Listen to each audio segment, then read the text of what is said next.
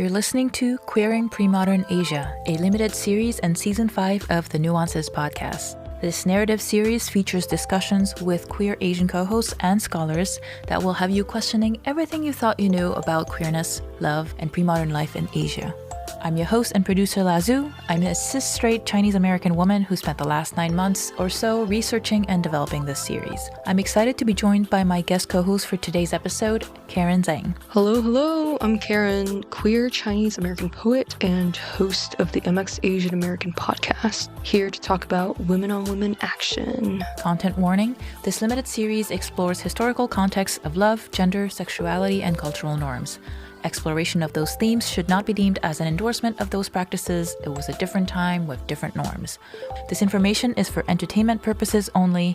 Mature themes may be explored. Some things that were normal then are definitely not now. Today's episode includes mentions of sex toys, erotic art, and genitalia. Listener discretion is advised. For transcripts, show notes, and more ways to listen and support, go to nuancespod.com. Episode 2. But where are the lesbians? Female-female love in premodern Asian art and their absence from historical archives. Last week, we heard a small sample of stories from around Asia of male-male love, specifically male lovers of kings, emperors, and other men of high importance. Trust me, this was just a small sample of everything that's out there. Male-male love is very, very well documented in history throughout the world. The same cannot be said for female-female love, though. I really had to dig for this one. It was a bit surprising given how detailed historical records were in China, for example. I expected to find at least a little bit more. Today, we're going to talk about a few glimpses of female-female love in pre-modern Asia, and perhaps more importantly, why there's so little information and how scholars are piecing together the puzzle indirectly when there is no documented record of female-female love. To understand why we have scant information of the ladies having fun without the men involved, we first need to look at how society was structured and who was doing the record keeping in those societies. For most of pre-modern history, reading and writing was not accessible to women and definitely not accessible to peasants in most places. This means that the people writing stuff down were all men and not the poor ones. We don't know much about the rural life for common men and women until later periods when literacy rates were higher. To complicate things even more, men and women who were not poor often had separate social spheres. So these men who are writing all this stuff down, how much do you think they know or care about what the women are doing at home while they're out living the life? We'll start with China. When I asked Professor Tun Wu from the University of Hong Kong what was out there in terms of female-female love, this is what she had to say. Chinese history was written by men, and the sexual life is a very private life. People not mention it too much. Now we mainly understand the sexual life via literature or art, painting, this kind of thing. And all this mostly was written by men. And naturally, men do not have too much understanding about a woman's private life, particularly if a woman is related to them, is their wife, their lovers, they of course mention a lot. But a woman's homosexual life, same-sex life, that is something women also don't want to tell them. And traditionally, of course, some women still can writing, but that is less than 1%. Mostly women do not receive the education. And these well-educated women, of course, they are very ashamed. If even they have the same-sex love, they don't mention it much. Most female-female love stories were written by men, and you can tell. In this patriarchal society, it seems impossible for men to imagine a storyline that does not involve men at all. The only way two women in love can be together is a ménage à trois. They may not have been against female-female love, but there had to be a dude involved to make the story palatable to the predominantly male audience of the Ming dynasty. But we'll see how women in some parts of China took matters into their own hands in the next dynasty in just a bit. Occasionally, the male writers, they still write about women's same-sex love. But of course, because they are from male's perspective, they will mention it like, oh, there is a woman, they in love, and naturally they can't live together because every woman have to go to a man's household. Finally became a wife or concubine. So they were thinking that they must be very happy to marry together as concubines or wife and concubine to one man. They always thought this man, how lucky they are. One woman bring another woman to the family, and the man can naturally have lots of women. This kind of story actually in the Qing dynasty is quite popular. The most famous one is Li Yu's Fragrant Companion. Yeah, Yeah. the companion. Yeah, it was actually showing in Beijing stage a few years ago. So it's a big sensation. The Fragrant Companion is a famous play by Li Yu written in 1651. Here's the story read by our co-host Karen. The Fragrant Companion, 两相伴. The story is about two women, Cui Jianyun and Cao Yuhua, who fall in love with each other. Cui Jianyun goes to a temple to burn joss to the gods after her honeymoon with her husband, a scholar named Fan Jiefu. There she meets Cao Yuhua, a beautiful younger woman with an irresistible fragrance. It's love at first sight for the two gentry women. In addition to the physical attraction, they also exchange poetry and enjoy each other's literary talents. Jianyun prays to be turned into a man so she can marry Yuhua. When the miracle does not occur, Jianyun begins wearing men's clothing and marries Yuhua secretly at the nunnery, but they are soon separated. Jianyun then persuades her husband, Fan Jiefu, to send a matchmaker to ask Yuhua's father, Lord Cao, if he can take his daughter as a second wife. Lord Cao effectively says no effing way. He throws out the matchmaker, leaves town with Cao Yuhua, and orders Fan Jiefu to be stripped of his title. After numerous twists and turns, Cui Jianyun and Cao Yuhua manage to reunite, and in the end, Fan Jiefu is given permission to take them both as wives. I actually first heard of this story on TikTok, which was partly what prompted my interest in doing this series. We will look at an example from a female writer in a minute, but I first want to re-emphasize what Professor Wu just said. A lot of the lesbian stories were written by men because, again, writers were mostly men. Unfortunately, the male gaze did not stop after antiquity, but instead became compounded by Western modernity. Some of the most cited books I have seen have provided a lot of detailed evidence of male homosexuality from historical records, for example, and then maybe a few paragraphs or an appendix about lesbians, often without much rigorous detail. Two common ideas show up in these chapters about lesbians. The first one is that women were confined to their homes and had no agency under the patriarchy, which is probably mostly true. Therefore, they did not have much opportunity to meet other women and develop relationships with them. Questionable. In early imperial China, women were mostly running the household and spent most of their time at home. But that doesn't mean that they couldn't have had bonds with other women from the same household. In wealthier families, men usually had several spouses and concubines, and the royals definitely had many women in their household. So the women in wealthier households definitely would have had opportunities to bond with more women. The second one is there is no law explicitly forbidding lesbian sex or no court records showing that it was punished. Therefore, it must have been fairly well tolerated. Again, they didn't really provide a lot of evidence for that, so that's still kind of conjecture at this point. In fact, there is at least one account from the Ming era that Professor Wu shared that shows that this did happen. In Chinese court, during the Ming dynasty, there is a big, interesting lesbian story is the emperor's consorts. And among them, one woman is lesbian. So because the emperor really do not have much time spent for his huge numbers of consorts, so this woman just got a lot of love in the court, and they have a very close relationship. But unfortunately, it finally was found by the courts. I don't know, I forgot, it's by the emperor or the other people. So the emperor is going to punish them. And they even tried to murder the emperor, but failed. So for this matter, the court finally killed over 10 women. Wow. It's yeah, because the emperor was so angry, the woman doing like same-sex love, and they even tried to murder the emperor. I am just waiting for somebody to make that into a movie. The truth is that we don't exactly know how female-female love was perceived in most of Chinese history, and the answer likely varied widely based on the region, class, and time period.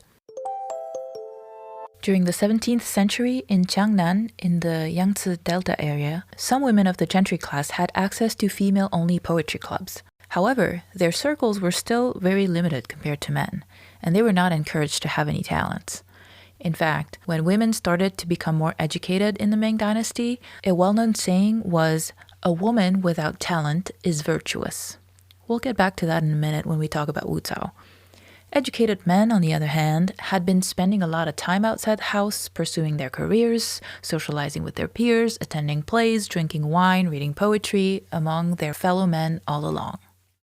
Next, we're going to talk about the poet Wu Cao. Imagine being a woman who can read, write, paint, play music in the early Qing period. You'll be remembered as one of the greatest lyricists in Chinese history. Not just one of the greatest female ones, but one of the greatest of all time of any gender. Your name is Wu Cao, born in approximately 1799, although some records say 1796, in the town of Renhe in Zhejiang province. You're one of the few women literati of the early Qing dynasty, literati being a fancy word for educated scholarly types. It's unclear who taught you, partly because the society you grew up in, as we said, believes a woman without talent is a virtuous one, but also your father and your husband are both merchants. Your mother is absent from any historical records that I could find, but she likely was not educated either. In your time, women belong in the domestic realm, and their education, if it even exists, is typically limited to the pre-modern equivalent of home economics, my personal least favorite subject in high school, if I'm being honest.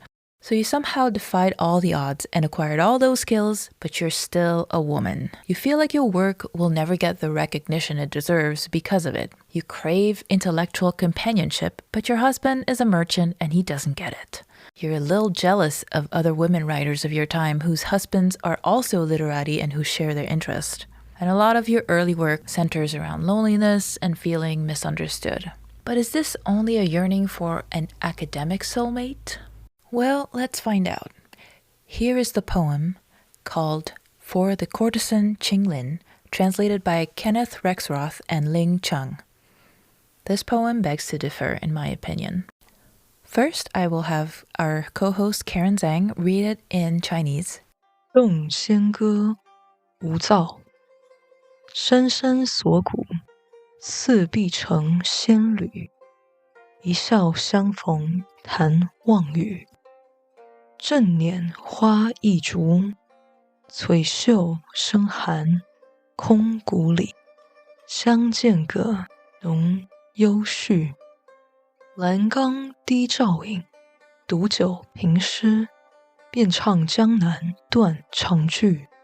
一样扫眉彩，偏我轻狂，要消瘦，遇人心许。正默默，烟波五湖春，待买个红船，再亲同去。 Here's the English version. For the courtesan Qinglin. On your slender body, your jade and coral girdle ornaments chime.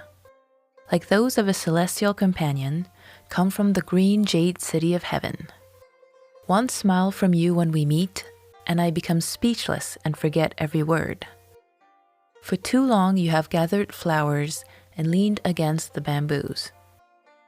Your green leaves growing cold in your deserted valley. I can visualize you all alone, a girl harboring her cryptic thoughts. You glow like a perfumed lamp in the gathering shadows. We play wine games and recite each other's poems. Then you sing Remembering South of the River with its heartbreaking verses. Then we paint each other's beautiful eyebrows. I want to possess you completely, your jade body and your promised heart. It is spring. Vast mists cover the 5 lakes. My dear, let me buy you a red-painted boat and carry you away. Now, I have seen slight variations in the translations of this poem, but none of them deviate from the fact that it is for a lady that seems to have descended from the heavens and enchanted the writer.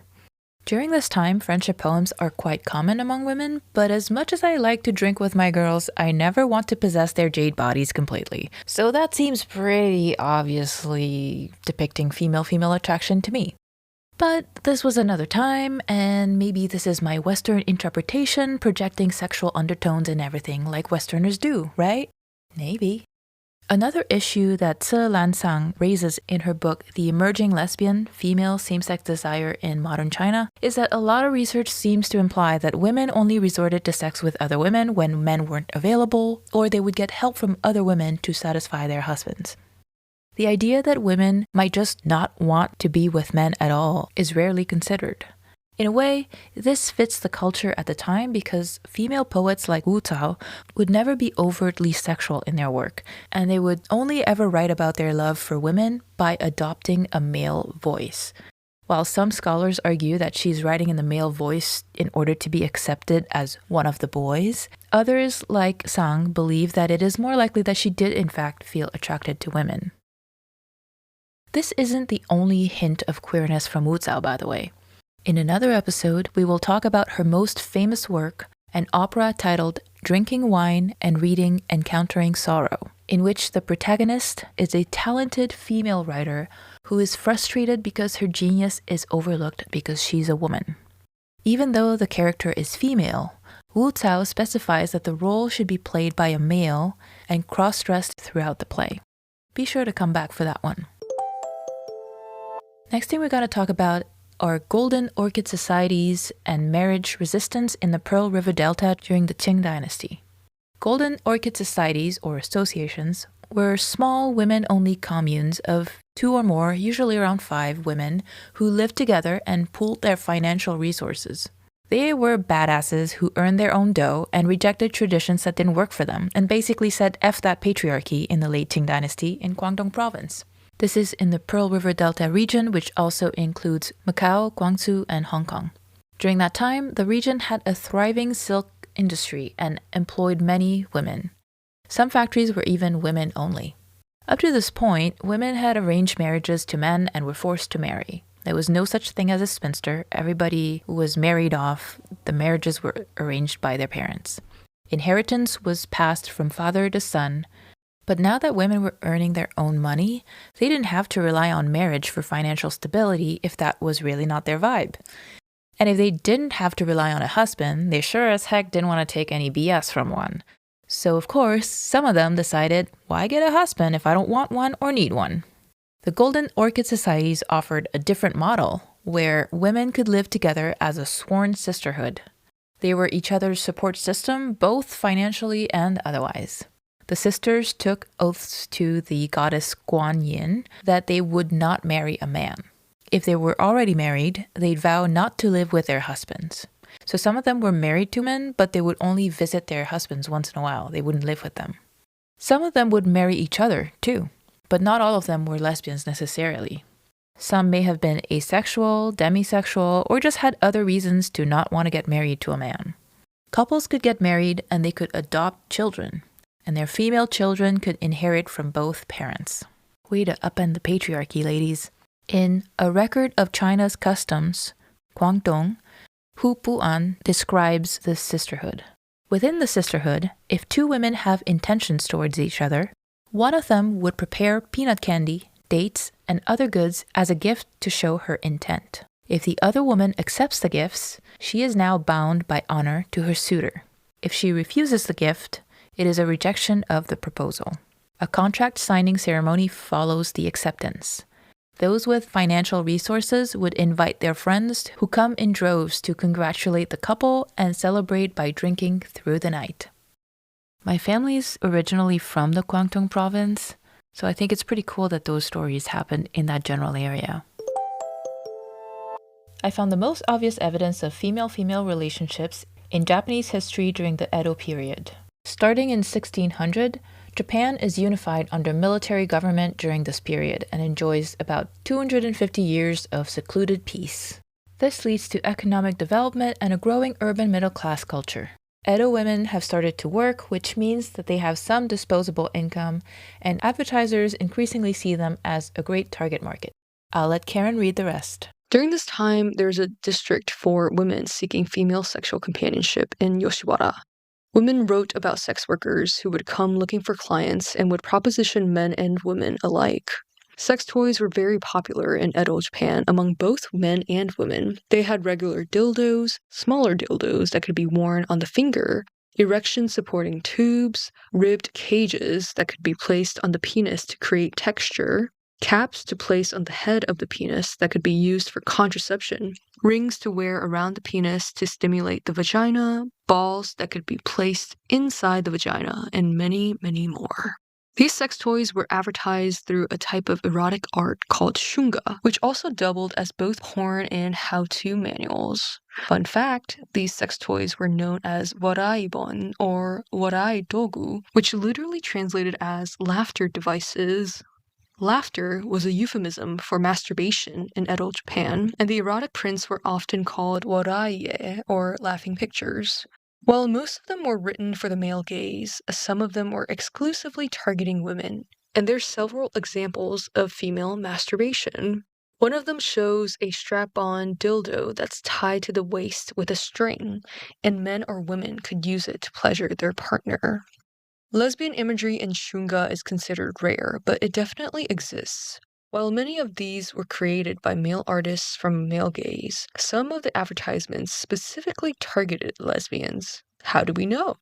Katsushika Hokusai created an advert for a collection of sex toys in 1821, which showed multiple sex toys that he illustrated being used throughout his erotic story, Manpuku Wagojin, Gods of Myriad Conjugal Delights. One of the sex toys was a double-headed dildo called Mejima Tagaigata, or the Isle of Women doubleheader. The name is a nod to the Isle of Lesbos in Greece, home of the lesbian poet Sappho. Sappho's poetry was well known at the time, especially among geisha and sex workers in pleasure districts. So there were ads for sex toys exclusively marketed for girl-on-girl action. There were women who were studying Sappho. There were ads for sex workers in love hotels that would accommodate female same-sex couples. This is pretty strong evidence that they did have a community that was somewhat known, even if they were still a minority. Now a story from Korea. In the kingdom of Joseon, Crown Princess Sunbin was the second wife of King Munseong before he became king. His first wife had already been expelled for witchcraft, but the prince was apparently more interested in another consort, Consort Gwon, and he paid little attention to Crown Princess Sunbin. The lady was not happy. Maybe that's why she was such a rebel. She was demoted and banished before her husband became king. Why? Court records from 1436 accuse her of sending clothes and surplus palace food to her family, spying on people, and receiving relatives without notifying the crown prince, which goes against the protocol. Oh, and also she was accused of sleeping with one of her handmaids, Sosang, who was of the nobi or slave class. When the prince asked why her maid slept with her, the princess basically told him it was his fault. She loved him, but she was not getting any love from him in return.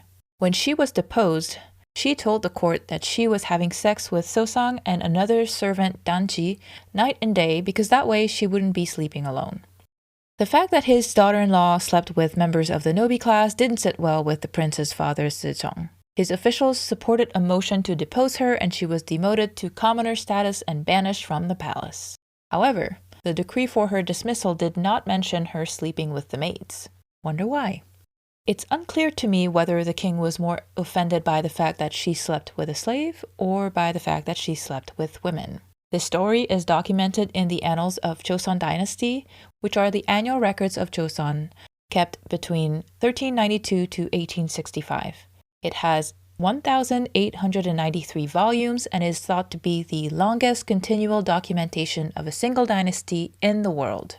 Since 2006, the annals have been digitized by the National Institute of Korean History and are available in both modern Korean and classical Chinese. As I mentioned before, in many places, elite men were the ones writing things down, which meant that they only recorded things that they had access to or cared to inquire about, especially when there was gender segregation. But even if men did have access to women-only spaces, they still wouldn't be able to write about women's lives accurately, because in addition to their own biases that might be at play, the dynamics between women change as soon as a man enters the room, as explained by Niloofar Rasooli, an Iranian scholar at the Swiss Federal Institute of Technology, who I interviewed for this episode. I also grew up in almost a homosocial environment. And by that, I mean the practice of women of the family coming even to a kitchen, sitting there and talking and sharing. And when just one man was entering, the rhetorics, the conversation, everything was changing. Even the degree of intimacy was changing. When I talk about homosocial environments, I always return to my own experience and I see them as a space of power, as a place of practicing homemaking and building a community that tries to maybe help each other in their minor disobedience. If you think about it, that's probably the case in your family too. I can observe this to some extent in my own family. When it's just the aunties and grandmas around, the tone and even the subject of conversations is different. More daring questions, more carefree opinions, lots of teasing, and of course, lots of tea, sometimes both literal and figurative tea.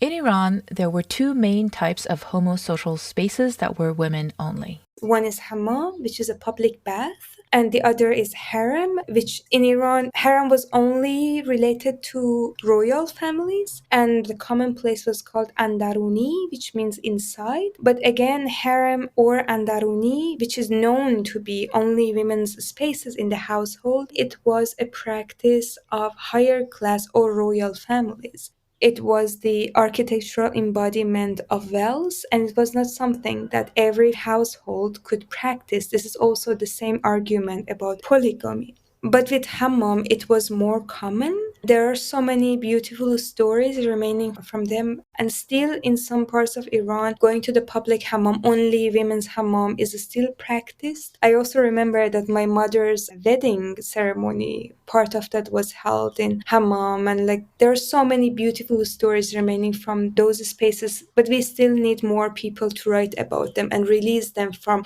hyper-orientalist and hyper-sexualized framings of such spaces.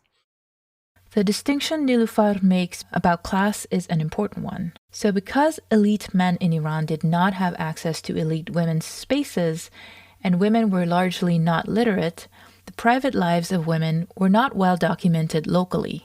But in the late 19th and early 20th century, there were several women who traveled through the region and published their travelogues, which were kind of like really old-school blogs. So the travelogues that I'm reading at the moment, there are not more than 10. They have been written and published in the late 19th century and early 20th century. And these women who traveled to Iran, some of them are from Britain, some of them are American, and one or two are from France. Because they were women, they had access to the women-only spaces. Does their writing give us a better understanding of Persian women's lives? These women, I guess you could say, were the influencers of their day, because their writing sure influenced how Iranian women and other non-Western women were perceived, and even today that legacy lives on. What legacy is that, you might ask? Well, what's included free of charge in the writings of Karens? In case you don't know, a Karen is an entitled white woman who's not ashamed to use her white and class privilege at the detriment of marginalized people. If you're a white woman but you don't do those things, you're not a Karen. Also, our co-host Karen is not a Karen. Sorry for the confusion. So, what's included free of charge in the writings of Karens? A generous serving of Orientalism, of course. In case you're not familiar, the original definition of Orientalism is the study of languages, religions, philosophies, histories, art forms, laws of, quote, the Orient, unquote, which was Asian societies or basically any societies that was east of what they considered Europe. But what that ends up translating to really is a lot of Western ink spilled on creating this narrative around how the West is superior to all these other backward societies and their strange customs, exotic women, and their lack of morality. These dehumanizing narratives were used and continue to be used to justify Western domination. But I digress. Back to the archives. Of course, many queer Iranians would love to be able to find their queer ancestors. But while male-male love does have some examples from Persian art or poetry, finding female-female love in Persian literature or paintings have proven near impossible. Could the writings of these Karens save the history of lesbians in Persia? Of course not. Who are we kidding? At the time, racism was cool, remember? In fact, their writing dehumanized the women of Persia so much that they couldn't even imagine them being capable of loving anyone, male or female.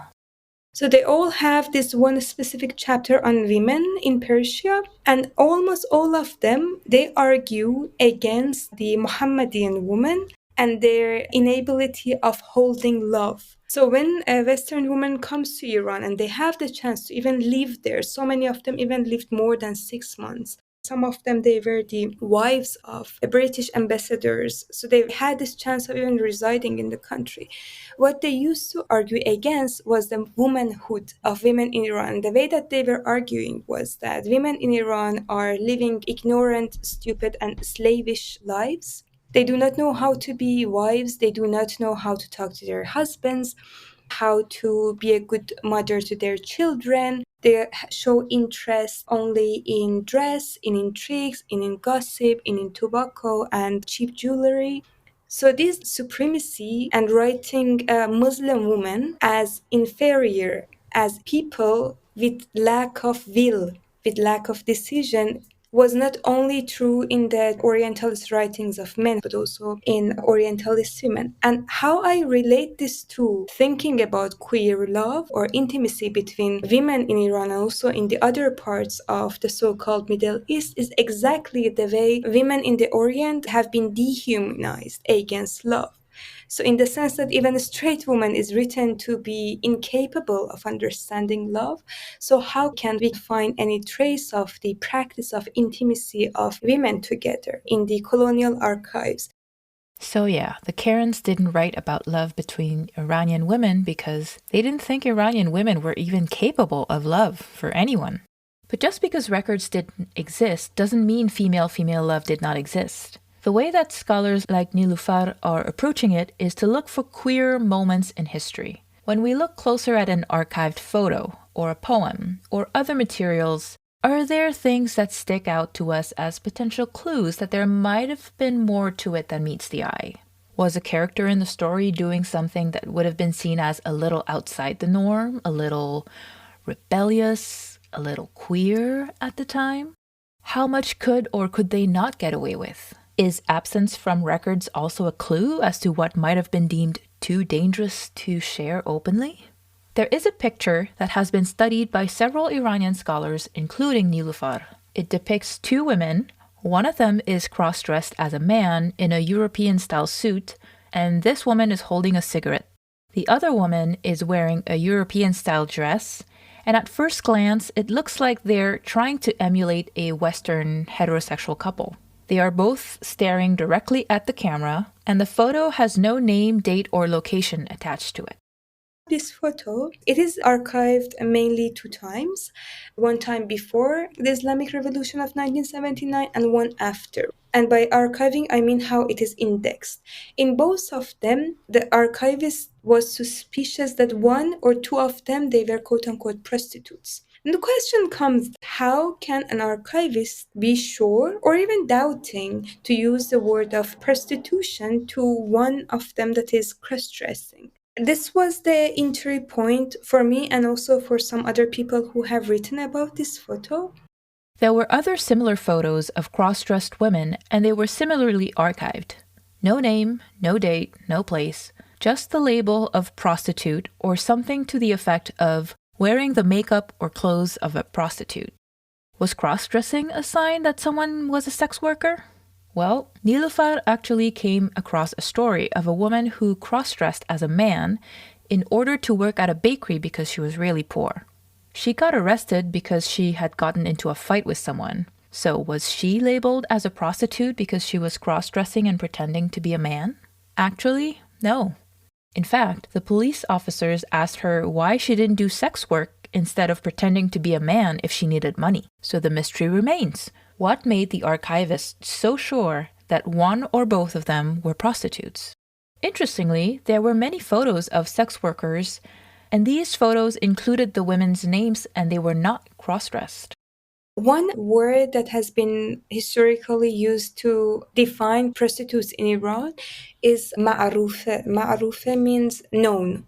I'm talking very generally, but in 1920s, 1930s, sex work was modernized in Iran. Before that, prostitutes, they were known to be public women, and because of being known to be a public woman, they were named. Those photos that I was mentioning, they are coming from aristocratic and royal men's private albums. So there were like some albums remaining and they were filled with photos of sex worker women and their names. If, for example, this is a photo of a woman who was known and proved to be a sex worker, they have a name. And they do not necessarily show any trace of cross-dressing. In the criminal records of late 19th century, I have found only 2 examples of the figure of cross-dresser and the figure of prostitute to be the same person. So, were they prostitutes or were they slut-shamed for acting outside the norms? Or was it something else entirely? We'll get back to this topic in a minute, but first let's hear what else piqued Niloofar's interest in this photo. I took this photo a bit dearer to my heart, not because of the cross-dressing, not because the way it was archived or captioned, but because the way these 2 women, they were holding hands.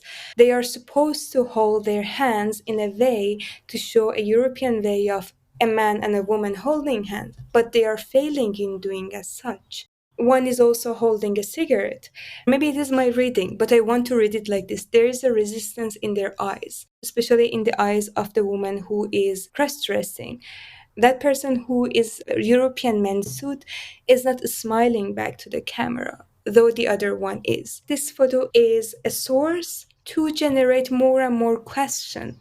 For me, more than knowing if these 2, they were lesbian couple or not, is to know if the woman who is holding a cigarette, if she smoked that cigarette or not. Kind of fabulations around history. Even though we don't have any conclusive information from this photo, it does open up a lot of possibilities as to what might have been the history, and those possibilities are valuable. The more I looked into this photo, the more I realized what one can do to archive. How can be a queer way of going back to the past, which is we don't need to prove something. We don't need to go around the history to prove that either they were lesbians or they were necessarily cross-dressing before this photo was taken, after this photo was taken. Thinking anti-colonial queerly to the past, it means that we just need to find intimacy in the history and try to read it in a way for ourselves in the present and also for the future. Coming to conclusion, making definitions, saying that this happened in this date, so we can know that lesbian intimacy in Iran has a history, is very Western and colonial and imperial and supremacist way of producing knowledge. So many people have dedicated their academic lives to show us that we do not necessarily need this kind of knowledge and theory production. So much more can come by going around these materials. Like everything existed in the past, and just because we do not have materials for that, it does not mean that they didn't exist. Actually, in Iran or places like Iran in global south, the absence talks volume. It says a lot that something was happening. Maybe, I don't know, maybe they were trying to keep it secret so they could practice it. Maybe they were keeping secret to also protect themselves from these histories of rape and occupation and colonial violence happening. These are the things that we should take care of. So, we had the patriarchy working against us in this episode because men were the ones who were literate and the women couldn't document their lives for themselves for a long time. We also have Orientalist narratives that are really emphasizing the differences and the things that they thought were weird, all kinds of dehumanizing narratives that made us less than, and the fact that archiving was a privilege. And it still is. Even to this day, the stories that get told are often not from the most marginalized communities. It is still a struggle for, say, trans people to have their voice heard.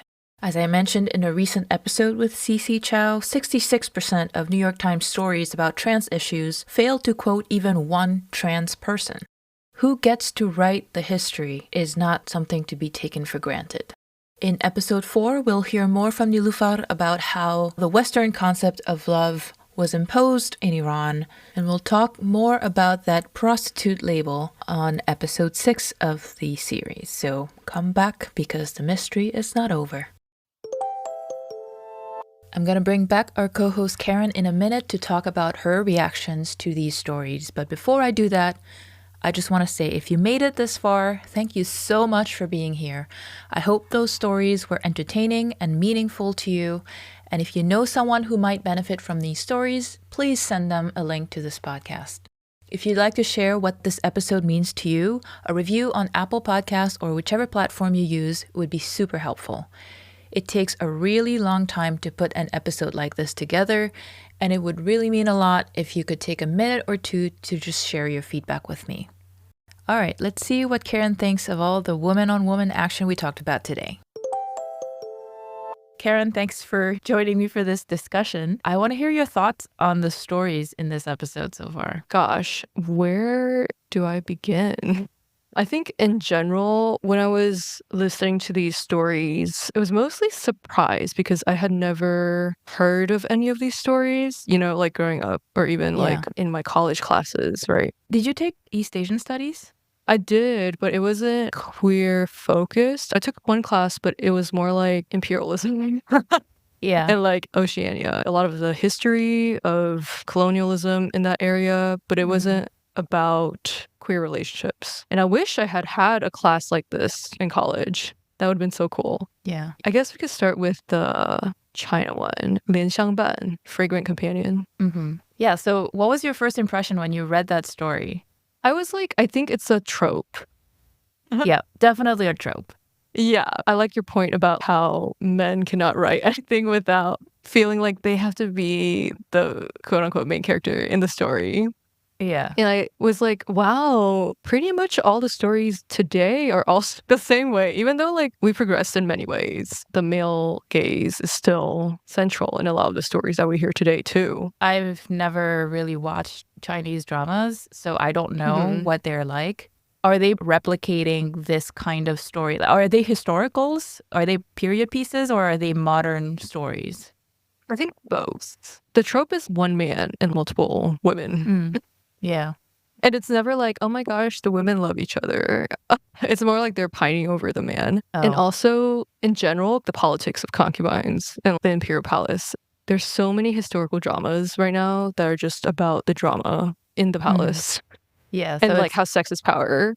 So it's really more pitting the women against each other than showing that they actually wanted to be together. The end goal is just to be with the man and not liberation. I guess historically that definitely did happen, right? But these stories that I've selected specifically are the ones where they actually weren't interested in the man, but he just had to be there because that's the time they were living in. Yeah, and I think that was refreshing to me because so many of the media that I've seen so far was just focused on getting the man instead of focused on my love for the woman, Yeah. This was the first one, I think, that was very popular. And then a bunch of them afterwards. There's another one by Pu Songling a little bit later. Very similar plot. Two women, they meet at a nunnery, they fall in love, they move in together, that they're found out, and then there's this whole drama and this plot of trying to get a man to marry both of them so that they can happily live together because there's no way women can just live together without the man. That becomes a pretty common trope in the later Qing dynasty. Interesting. Yeah. Probably the men who were writing these stories knew what was going on. You would think, right? Yeah, because if they were writing this trope, they probably encountered it or heard about it from other people. Yeah, I mean, obviously it must have happened, but We're not saying it didn't happen. So then that makes me think about the Golden Orchid societies and how out there they were. Yeah. Because before they had to like have a man to be living together. But in the society, they were just all living together. yeah, admittedly, it was only a very small region, right, in the Guangdong Mhm. province. Mhm. So it wasn't throughout China that this was happening. But still, the fact that it happened, pretty cool. Right. Very cool. Gay commune. I want to talk about Wu Cao. So did you know about Wu Cao before? No, I hadn't heard of Wu Zhao before. But I do agree that her writing's very masculine. Like she has a masculine voice. Like takes on masculine point of view. Yeah. The male gaze. Yeah, so I've read very conflicting research on her. So one school of thought is it was a flex. Oh. She was like, I'm a woman, but I can write like a man and like a woman. Look, I can write just like another man. Wow. Which, you know, she was pretty prolific. So she was flexing in a way. I love it. But also the fact that she was cross-dressing, that the fact that she had a play where the character was cross-dressed. Yep. There's a lot of hints there that are like, yeah, there's plausible deniability, but also in that time, she probably would not have been able to just be like, I'm in love with women. Because, you know, she's a poet and lyricist and she needs work. So she doesn't want to be ostracized, right? So I'm more inclined to think that it was queer, but also a flex. Yeah. I mean, those things are not mutually exclusive. Yeah. Obviously she was flexing and like go her. I love that she was flexing. Yeah. But I do love some of the lines in there that are more masculine, like 读酒平诗. The translation's like enjoying wine and also reading poetry to each other. Mm-hmm. That's like back in the day was very masculine. Yeah. Because only men wrote poems and also drank. Yeah. Well, at that time, I think there was starting to be a few women writers who would write poems to each other. Friendship poems was a thing. Oh, yeah. So they would write each other poems about how great they are. But oh my gosh. I don't know that they would want to possess their jade bodies, though. You know? I feel like that's a little bit over the friendship line, at least for me. But again, I don't know. Just a teeny bit. Just a teeny bit. And then I want to talk about that red painted boat that carries them away. Yeah. It's such a significant symbol. Okay, tell me about it. Why is it significant? So the red boat is pretty common symbol to be used in other poems too, regardless of gender of the writer. But it symbolizes eloping / marriage. Because red is prosperity, like, you know, in the Chinese culture. Any important event, especially at weddings, it has to be red. Like the Lunar New Year, everything's red. You got to wear red underwear and red socks. New clothes that are red, you know? I did not know about the underwear. I was just wearing red on the outside. You got to wear red underwear. Been doing it wrong the whole time. You got to wear red underwear. And even like, so I'm a little bit superstitious. So when I have something important that I need to do, I wear red underwear for like good luck. Oh my God. I never even thought of that. So to you, it sounds like pretty queer. They're going to go, elope together now. Yeah. There's other things that I'm wondering if they have any significance, like for too long you have gathered flowers and leaned against the bamboos. Is that supposed to mean something? Like your green sleeves growing cold in your deserted valley. What is that? My immediate thought is sexual, but I don't think it's supposed to be sexual. That's what I thought too, but then I'm like, is that my Western sexualize everything thought coming in, or is that... Oh my gosh. Yeah, I'm unsure what that means. Yeah, one thing I wanted to touch on is the idea of homosociality, right? What are your thoughts about that? Oh my gosh. Like, it is totally a phenomenon. I was reading the book Platonic about platonic relationships. The book was talking about how in America, I forgot the time period, but it was like back in the day, men were quote unquote allowed to have more intensely homosocial relationships. Like they were very outwardly touchy-feely? Not like, I guess touchy-feely, but they are low-key still touchy-feely, especially in sports. But there's a line of touchy-feely that's like, oh, I don't want to be perceived as gay, for straight men especially. But they're still like, oh my God, bro. This is why like bromance is a thing, right? Yeah. Yeah, and it was true in Europe too, I think. And even when they were writing letters to each other, it would be like, my dear beloved, right? How they address their friends. Yeah. And it's interesting that when Western scholars went to Asia, they thought that was weird for women because men did that in their culture. And I also thought I was reminded of when I was growing up in America because I was raised very Asian, like in my household. We did not have cable. So I didn't watch any American cartoons or shows.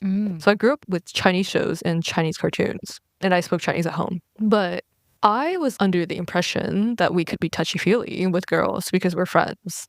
And so when I was making friends going into middle school too, we were all very touchy-feely with each other. I grew up in a very diverse area, so it was fine. I wasn't being bullied or anything.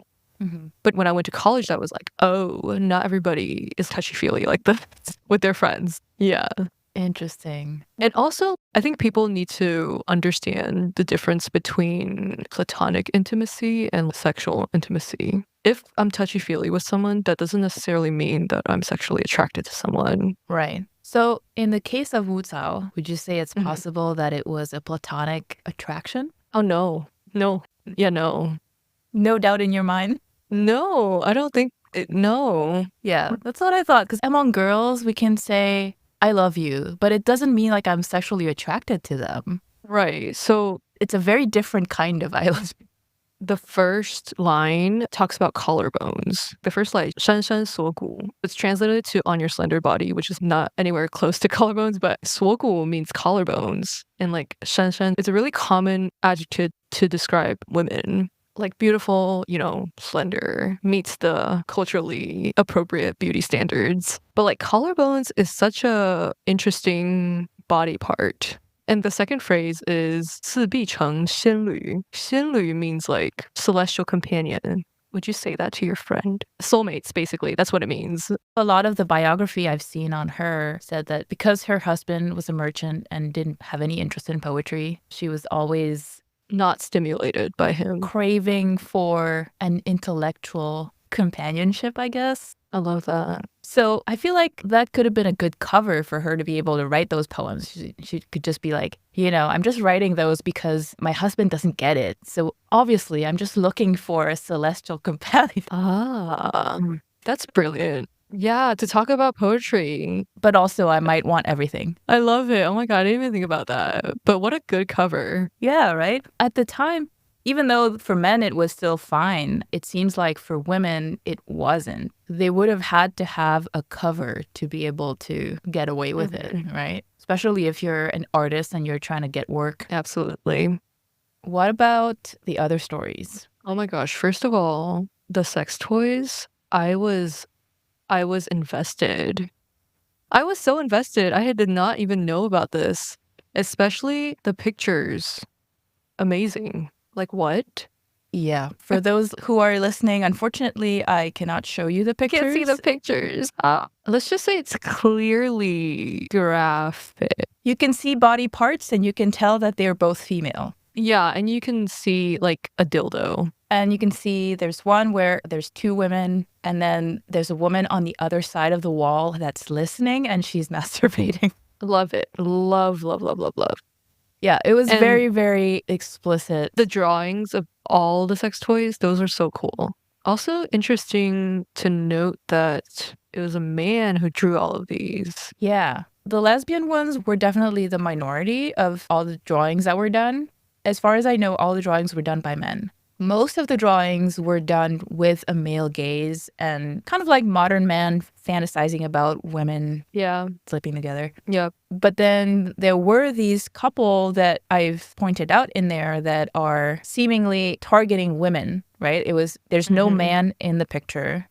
And there's even a few that are just a woman masturbating with the sex toys. There's no man involved. The porn was basically drawn as advertisement for the sex toys, and then they were selling those to women. So it was like, okay, this is very, very clearly marketing to lesbian people. No man necessary. Yeah, I love the sexual empowerment. Need no man. All right. What about the Korean story? I feel like it also involved class, right? Yeah, I couldn't quite tell whether they were upset really about her sleeping with a woman or they were more upset about her sleeping with a slave. I feel like they were more upset about her sleeping with a slave. That's what I gathered too. But also when the prince accused her and she was openly like, it's your fault, bro. You're not sleeping with me. I was like, whoa, that's bold of you. I need to be pleasured and you're incompetent. I was like, maybe this element was also part of the whole drama, was that the prince felt like he was losing face because she accused him of not sleeping with her. Maybe that's part of it too. Yeah. Because like you would be kind of shamed if you can't quote unquote meet the needs.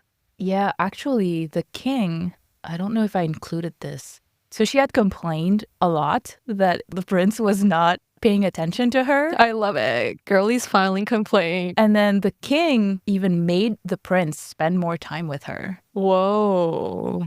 I might have forgot to add that in. But anyway, yeah, the king was like, you need to spend more time with her. But then she still slept with the slave. And then the king was like, okay, this is enough. Wow. I love it.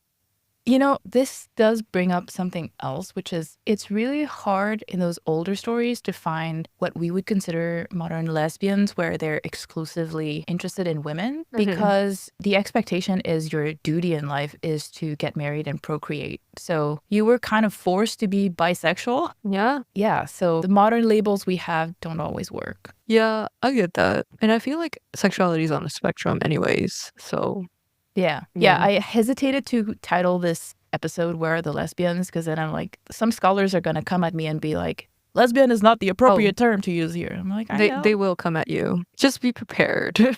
I know. Oh, well. What about that story in the Ming dynasty in the palace? This needs to be a show.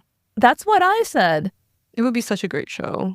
I know. But I believe it. Like, there have probably been a lot of homosexual relationships in the palace because there's just so many. Like, vast majority of the palace is women. Yeah. Because there's servants, maids, and then there's like, what do they call it when it's a maid, but specifically for a pregnant consort? Oh, there's a specific name for that? Wet nurse. I'm not sure. But yeah, there's specific maids for specific consorts. And I feel like there's relationship between maids and their consorts. Yeah, like the princess and in Korea. Yep, exactly. Any thoughts on the photo from Iran? Yeah. I think before when we talked about it, I was like, yeah. But once I saw the photo, it was way more like, how can you even tell they're prostitutes or even like put that label on them, right? Because it looks like a normal photo to me. Yeah. Nothing was salacious about it whatsoever. Yeah. So it begs the question, where does that prostitute label come from? The photo generates so many questions. Like, who took the photo? Did this person know them? It looks very posed. It might have been a studio photo. So what was the occasion? Right. Did this studio do a lot of photos like this? Were they the only ones? So many questions. I think I remember you talked about like they were just slut shaming because they were cross-dressing. That's a possibility because there's no other reason that we could find that they would be called sex workers. Cross-dressing wasn't necessarily a sign of somebody being a sex worker. Because the other photos of sex workers, some of them were cross-dressed, but very few. So how can you tell? Right. And if they were a sex worker and they were known to be a sex worker, they would have had the name on it. So it's really hard to tell why they would have said, oh, these are sex workers. I also thought that part about how straight women were written as if they were incapable of even feeling the emotion of love or even expressing love. I thought that was really interesting. Yeah, Iranian women, and I guess women of the Middle East in general, in those travelogues, they were written as either the Muslim woman is a victim, she's submissive, she doesn't have any opinions, she doesn't have any agency, or she's a slut. No in between. No humanization. No in between. But the story about the woman working at the bakery was really interesting because she was not labeled as a prostitute, but she was encouraged to become a prostitute. That's crazy. They would rather have them do sex work than be gay. And it wasn't necessarily that she was gay, right? She was just right. Yeah. I need to make money and I don't want to be a prostitute, so I'm just going to pretend to be a man.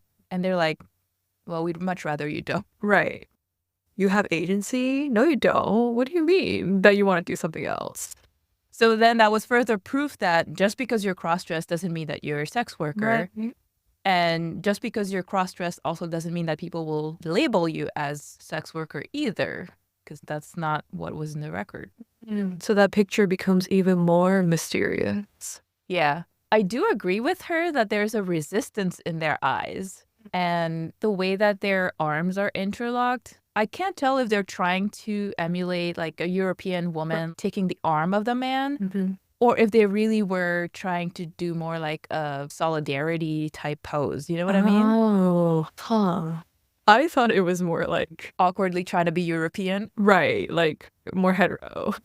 I mean, that's totally possible too. Because even the hetero portraits back in the day were like Very stiff. very stoic, no facial expressions, right? You could not tell Yeah. they loved each other. It's definitely a photo that raises a lot of questions. I think it's interesting that scholars are looking at pictures and other things that they have of the time that don't have any answers, but they do offer possibilities as to what might have happened. Yeah, that is really interesting. A lot of queer scholars talk about how it's really hard to archive things. Like we don't have an archive, and therefore we don't have a history. Which now that I'm thinking about it, maybe that's a Western thing too. Yeah. Like the need to like catalog everything. And not everybody can archive things, right? Right. Usually the most marginalized voices don't make it to the archive, even today. Absolutely. Yeah, and so she was saying in her case, they've kind of resigned to the fact that they will never know their queer ancestors. Like they won't actually know there was this person named this who did this and this and this. But Yeah. they can still try to find queer moments in history and kind of analyze what might have been going on there. Like doing a queer reading of poetry or photos or artwork. That's true about a lot of queer communities, though, that there's not a lot of history Yeah. available for us. We're lucky now that we're leaving behind a lot of archives, art for future generations. You said you would have loved to have access to those stories before. What does it mean to hear these stories in today's context? You know, there's a lot of things that happened in the past that maybe we don't want to bring back. But at the same time, it seems kind of cool to hear those stories, right? Well, I think every story should be read with their historical context in mind. What's important about these stories for me is that I'm just thinking back to like when I was a high schooler or even middle schooler, that if I had known these stories, I would have felt more safe or like more belonging, because it's proof that my ancestors also, were queer. Yeah. And like, it's not a sin, it's not a disease, nothing's wrong with me, Yeah. And I had, even if it's a community in the past, but I had a community, right? Yeah. I think it would give me hope to find others like me. Yeah. So would you say at the time you felt like you were the only one? Yes. And I felt burdened to like fight this fight by myself. Fight this fight meaning? Like against heteronormativity. Mm, And yeah. there's so many things that queer ancestors could teach us, about queer relationships, Yeah. nuances in them. Yeah. Yeah, my mind was blown after I did not know what I was getting into. I was like, wait a second. This is a very ambitious project. Yeah, it's taken a long time. I started this Yeah. in September. Well, I had started thinking about it earlier, but I started like actual researching, gathering things in September. And yeah, it's taking me a long time to even pick the stories and, trying to find a coherent way to present it that is putting it in enough context, but also not making it really dry, boring history class. I think you did a really great job. And I Thank you. really appreciate the series because I think it would be so helpful to queer people out there to heal their inner child. What would you want listeners to take away from this episode? I guess I just want them to know that we have existed since the beginning of time and you're not alone. Yeah. Any parting words for the white listeners? Be gay. Do your own research. Like learn. And Yeah. what about for the straight listeners? Because I'm pretty sure a lot of straight people are going to listen to this. Because everybody who's straight that I told them about this, they're like, oh my God, this sounds so interesting. I guess just learn how to be a good ally. That's so endearing, though, that they're like, oh. What does that mean for you? It means almost the same thing as for the white listeners. Like, do your research, learn. Also, I'm also still learning. It doesn't mean that even if I'm part of community that I know everything. And I've just trying to be more inclusive to all types of people, even in the smallest ways, like changing your language, how you're speaking with people. Yeah. Awesome. Support this podcast. Yay. And if you guys enjoyed our conversation, go check out Karen's podcast, MX Asian American. You can find it anywhere you get podcasts. Leave us both reviews and ratings. Yay. All right. Well, thank you so much. I had so much fun. This concludes episode 2 of Queering Premodern Asia. This episode was called But Where Are the Lesbians? Queering Premodern Asia is the 5th season of the Nuances podcast, and I want to say a special thanks to Karen for sharing the mic with me today. I'd also like to thank our 2 scholars, Niloofar Rasooli, a doctoral fellow at the Swiss Federal Institute of Technology, and Professor Tsun Wu at the University of Hong Kong. We'll hear from both of them again in future episodes. Bios, links for everyone, as well as references, episode summaries, and ways to subscribe and support will be in the show notes at nuancespod.com. I've been told that these stories can be very healing. I did the research to bring these stories to you. Now I need your help to help me bring it to those who need to hear it. So please help me spread the word about these cool stories. I've even made it easier for you to text your friend about it if you're an introvert like me who dreads initiating conversations. Go to nuancespod.com/introvert. You're welcome. Now, have you subscribed yet? Because there's so much more I want to tell you about. When I first started researching this episode, I wasn't sure I would find enough for a whole episode because again, there were no records about lesbians. The difference between the available records for what we would consider lesbians versus gays was staggering. But I think part of what made it surprising to me is because in my Western mind, lesbians and gays are equivalent. They both refer to same-sex love. But in pre-modern Asia, that was not the case. In the next episode, we'll talk more about how our modern LGBTQIA+ labels fall short when we start to explore sexual diversity across time periods and across regions. I did spend 9 months reading a lot of articles and books on this stuff and interviewing people, and trust me, the internet did not disappoint. So you want to make sure you're subscribed so you won't miss any episodes. We have 7 more episodes coming, each full of stories you've probably never heard before. Once again, I'm your host Azu, and I'll see you in 2 weeks for 50 Shades of Gender.